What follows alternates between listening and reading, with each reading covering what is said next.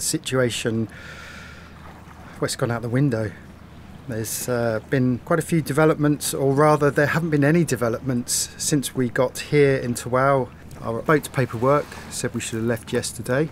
So what's stopping us?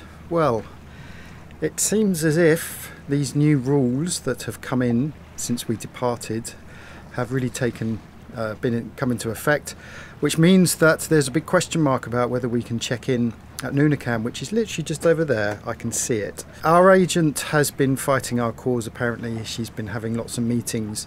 Nunakan originally said no, you can't come in, so she went to Tarakan, which is an even bigger port further down the coast, and they said absolutely definitely not. So she's now back in Nunakan trying to have meetings to let us in. We don't think it's going to happen.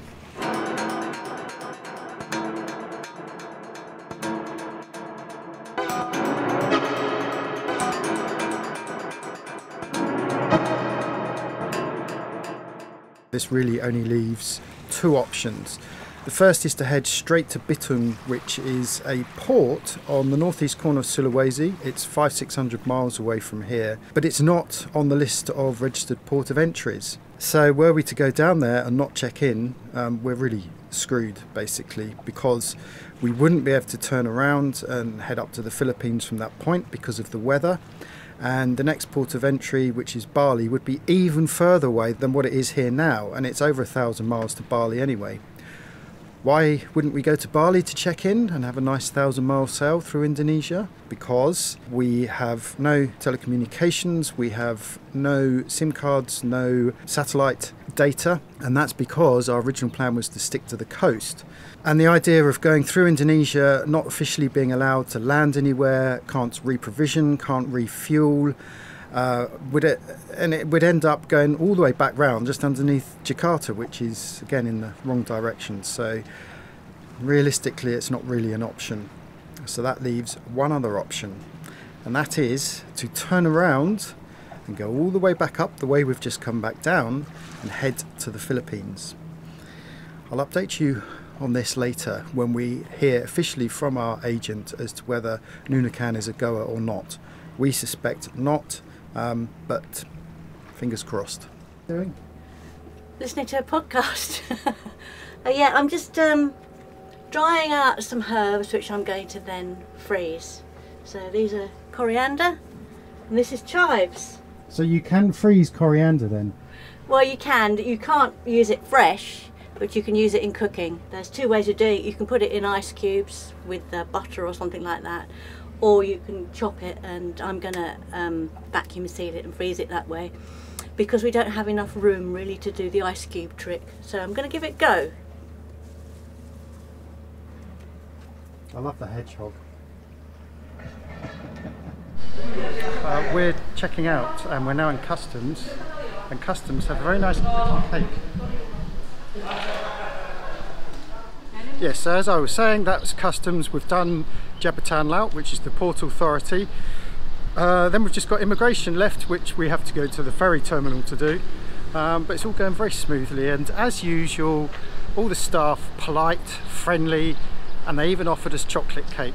But as I said, I declined because... I would have had it. Yes, we should have said yes, really. Ooh-wee. Well, it's been a bit of a rushed morning, and in fact, as you can see, I'm back on the boat because there's a big squall coming. I wanted to get back on. I've left Liz ashore. So basically we are checked out, and then we had the hassle of trying to get money out. It seems half the ATMs in Tawau have closed down, so we had to get a taxi to the local Maybank, and there must have been 50 people queuing up for the ATM. Unfortunately, I had lots of ATM machines, but there were the lobby was packed, so we had to do that. Then we had to come out, and the idea is we're trying to get fuel, but it turns out there is nowhere to get fuel. The problem here is that you can't just easily get a taxi with your jerry cans and go to a fuel station because of government restrictions. The normal fuel barge is closed, he's no longer operating. So I pleaded with the manager, Mr. Wong at Tawau Yacht Club, who's been very accommodating, and managed to find another fuel barge which needs to be manned specifically for our arrival. So anyway, so we think that's that sorted. Liz is doing the laundry, I'm back on the boat, and as you can probably see and hear behind me, it's now about to piss down. So let's batten down the hatches and prepare for a soaking. We're off to get some fuel. There is a fuel jetty after a long discussion with Mr. Wong at the yacht club. I think I explained one of the issues is trying to get fuel in bulk because of restrictions, especially after COVID. But he's managed to organise a barge for us, which is great. Sorry, I'm just taking off the snubber because Liz is doing something not very important, playing on her phone probably. Anyway, let's get down to the fuel barge. It's only a mile down the road. The big question is, will the person running it be awake? It's highly unlikely that he won't be. I'm taking the snubber off. You're doing it all wrong. I'm doing it all wrong. Yep. Alright, here comes the expert. You bring up the chain and that brings the snubber up. And you put the snubber over the edge now. I can't do anything right.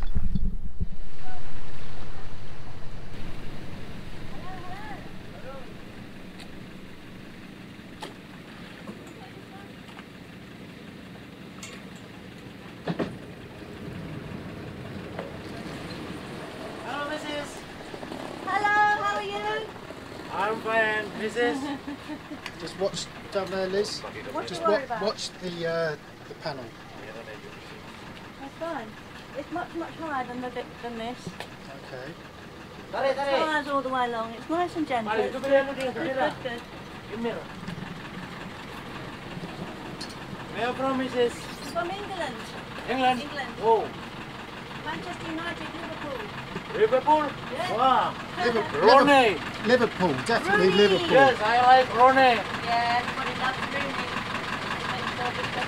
Just watch it.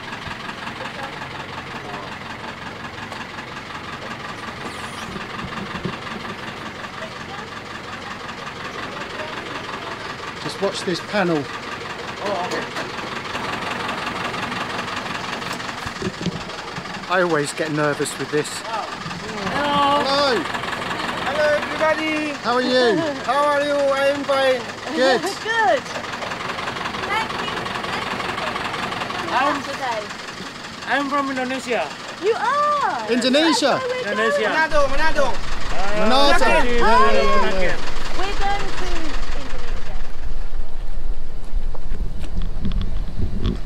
Indonesia. Glad that's over. We got a little visit from Escom as well. The Coast Guard came on board, and the two guys, one was from Indonesia, one was from the Philippines, I think, assisting us. They came on board. They were very keen to see Esper, so came on for a couple of selfies. But it was all pretty smoothly done. In fact, I was starting to filter it. I always filter any fuel that goes into my tanks. I always filter with the water separator. But the problem is that it goes in so slowly that it was actually messing with his pump. So I checked the fuel, it seems very clean. Fingers crossed, famous last words. So I just forgot the filter and we just filled up direct in the end. But yeah, all good, full tanks. And now back to the anchorage and a day of retail therapy, I think.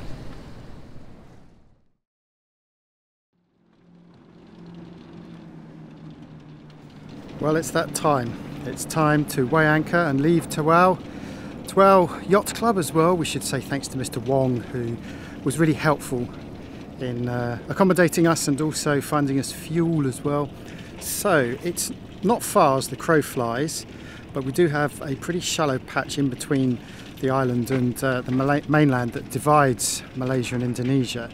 So we're hoping Brian on his catamaran will go first when we get up there, because it is very shallow. I mean, it goes down to 2 meters at chart datum. Hopefully we'll be getting on a rising tide. But of course, I think everyone's feeling a little bit apprehensive because we don't know what's going to happen around the next corner. Our agent has advised us to turn up, but we're not entirely sure that she's managed to convince all the authorities to see us. So it's into the unknown. Gosh, well this is it. We've We've left Tawau, so that was our last stop in Malaysia, and now we're on our way to Indonesia. As you already know, it's a lot of up and down, not sure still if we're going to get in, but we're going to give it our best shot. So we've left quite late, so we arrive in the afternoon. Today is a public holiday in Indonesia, so nothing will happen till tomorrow. We'll get settled in and we will see what we will see. This is a really simple journey. I say simple because it's quite close and it's just around an island and back, but of course there is this one bit in the middle and the channel is very, very shallow, so it's going to be interesting trying to get through that. But we've got all the chart datum, we've got the satellite images, we've got 4 other boats here as well. We're not going through first, the cat is going through first. Whoever said that catamarans are no good was wrong, because cats are great at sending out front. Let's see how it goes. Well, we're just coming over the top of Sibutik and we're now approaching this shallow patch. So we've got about, I can't remember, a couple of miles or so of very shallow water before we get to Nunukan, which we've just caught sight of. We now finally see Nunukan, but all around us, certainly at sea level, it's mangrove. It's mangrove as far as you can see, including the bay from Tawau. The whole bay surrounded by mangrove. Just caught a little glimpse of, sorry, there's a bit of current with us, so it's sort of pushing the boat like this.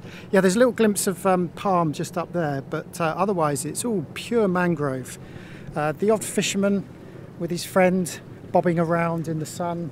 1 or 2 little ferries, I guess, carting people between these little communities on the island here of Sibutik. As Liz was saying to me earlier, that you know, before you come to this area, you don't realise that so many communities live on stilted houses.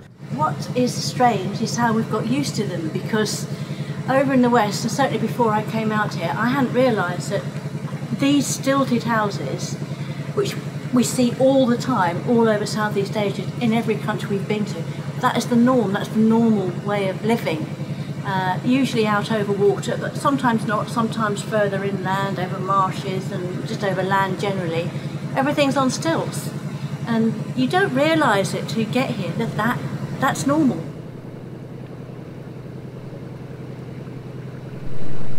So we're trying to get into Nunukan, we're almost there, we can see it, it's right there. And as we arrived, the boat in front said there were floats all the way across. I think it's a seaweed farm.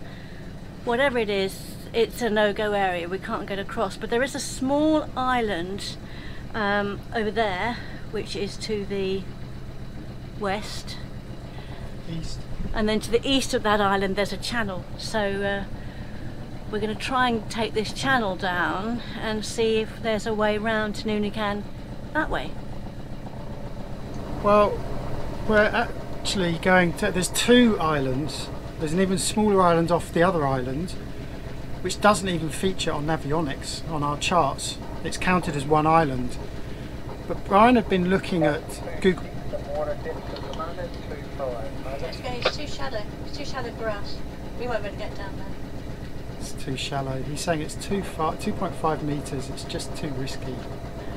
I'm not comfortable with this. Should we say we'll try the other one? Well, I think it's better if Brian goes first because he's got the shallower draft by a good metre. Brian, I thought you were going to go behind the big island, Yes. over. Yes, why didn't you say that?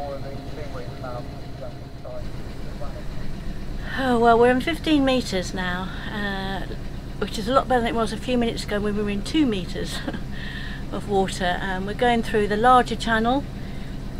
Hopefully this is the correct channel. Nothing on the chart to say anything, to give us any idea, but it looks pretty good. We've got mangoes either side, we've got decent depth, so we'll follow this round until we come out opposite Nunukan, and we'll make another decision then.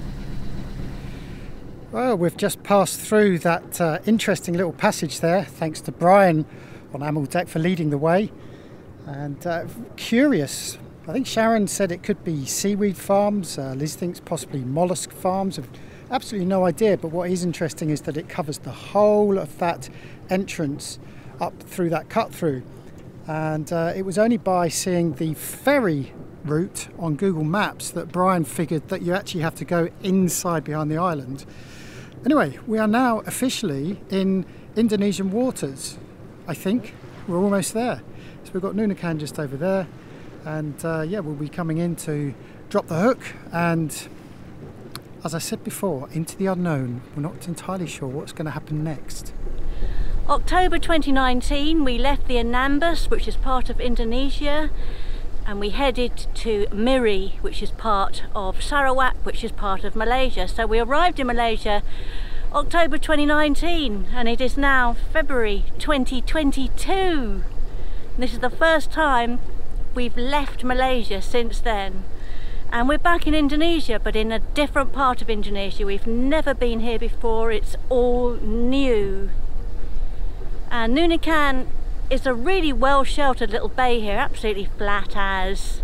Lots of nets and things around, not sure what they're for, what they're catching, but it looks very interesting. Lots of mosques, a little bit of housing around there. Hopefully we'll get checked in here and we'll be able to go ashore and see what it's all about.